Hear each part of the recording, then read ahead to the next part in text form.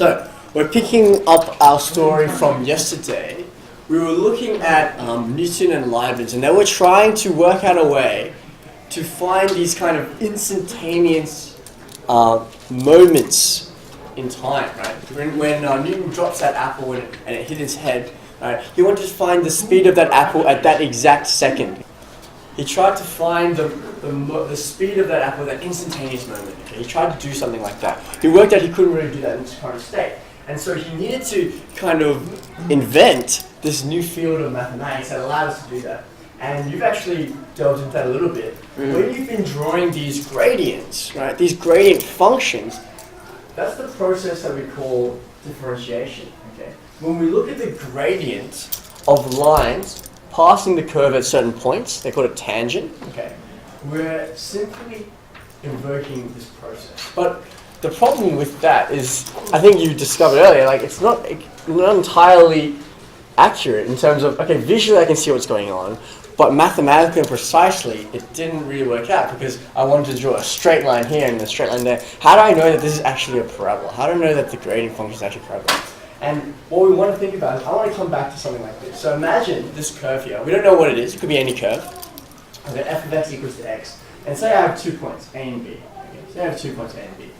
Now, if this point here, if the x coordinate of this point A is x, right, what would the y coordinate be? Y. Yeah, but how do I like to write it? How do I like to write it now? I like to write it as f of x. Yeah. I like to write it as f of x. Now, we remember that finding the gradient between 2 points is really easy, right? We just have to find the rise and run. Let's say that this point here, B, let's say it's some point all the way across, and we'll just say it's h further away, right? So if this distance here is h, what would this guy be here? X plus h. X plus h.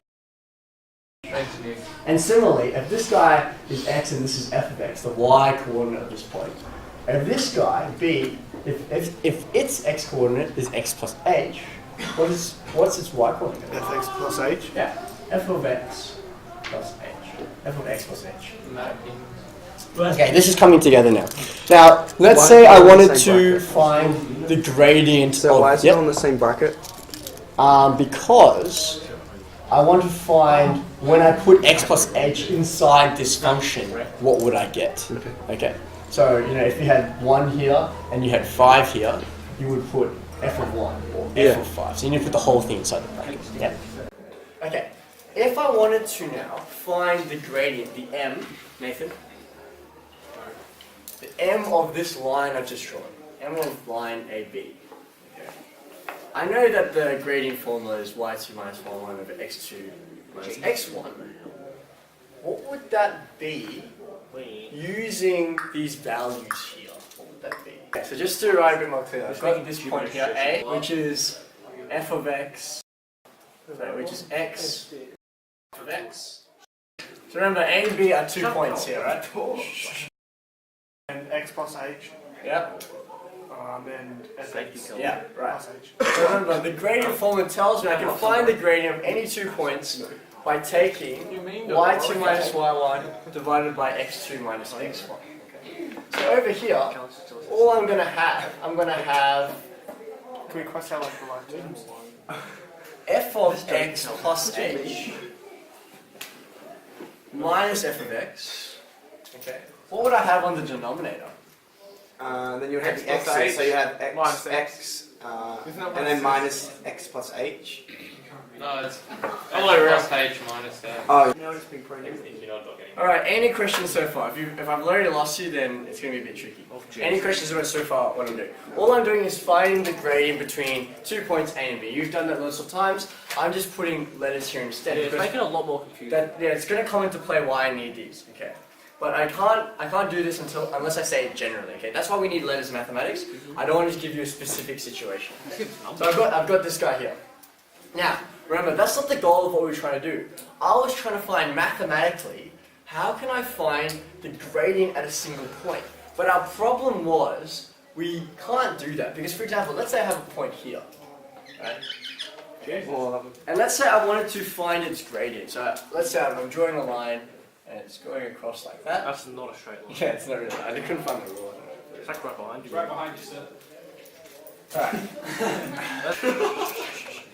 What was the problem with trying to find the gradient of that single point? Because it's only a point, it's Right. not a line. Yeah, right. Because It could be any. Because we can't find the rise over run of a single point, because the rise over 1 would be like 0 over 0. I'm not going anywhere. And that's the problem we found with the speedometer as well, right? When I was trying to find my speed at a certain point, I was saying, okay, here's like the mark that I'm using, that sign there. I'm going up to it. Okay, what's my distance and what's the time? The stop sign. So if the stop point you It would be 0 over 0. It doesn't make sense.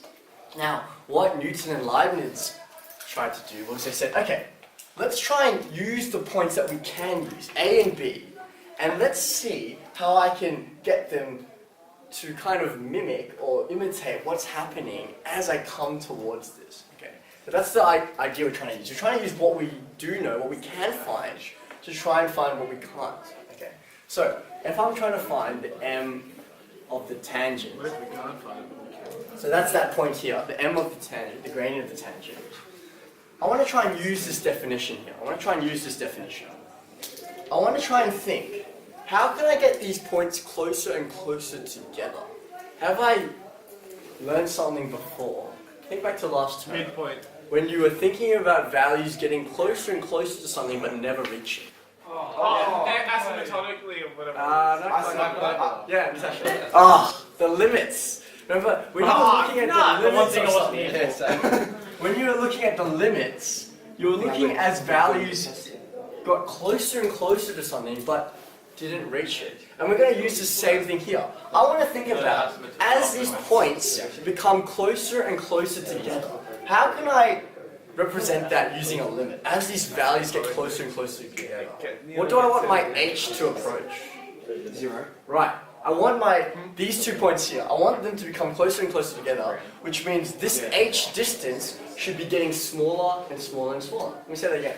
Right. These points, for them to get closer and closer together, this distance between the two x coordinates, they should become smaller and smaller and smaller. So it's approaching 0.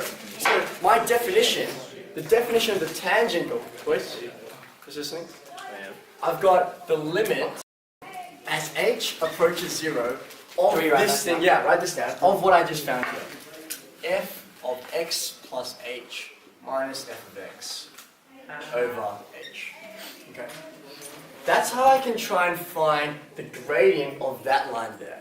But remember, coming back to our definition of the gradient, the definition is the rise over run. So that's not really working for what I've got here. So instead, they introduced a new definition.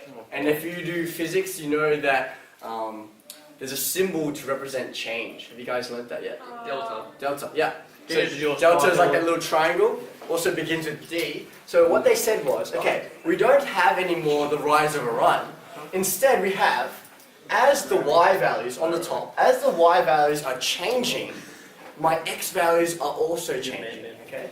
So they said that, okay, this is actually Proportional. You don't have any really x like. Yep. You don't really have So you any, do the triangle, any you do x the like triangle. values. I know that on the bottom, but that's because it cancels out. But that's okay. That's okay. We can. So let me just reiterate again. Okay. I want these points to get closer and closer to closer. And we learned that definition before. We said that we can use something called a limit to describe things approaching a certain point, but not necessarily reaching. Okay. And the reason why I want h to approach 0 is because I want these points to get closer and closer together. So that means their distance should be getting smaller and smaller and smaller, so it should be approaching 0. Okay. Any questions so far? Yeah. How did you get the definition of the gradient? Like how do we get this guy? No, the last one. This one here? Yeah, down Yep. one. This one. Yeah, how Okay, did you so get x plus h minus x, these two x's will cancel. And Cameron was saying, well, in this definition, we don't really have a change in x anymore. It's still there, but it's just simplified out. Okay, we're still finding it, it's just simplified out. So that's why we only have h on the denominator. Okay? Alright. Hopefully that makes sense, because that was really what we're trying to do. We're trying to find the gradients at certain points, and now that we have this definition, we can actually verify what we're doing here. Let's look at an example.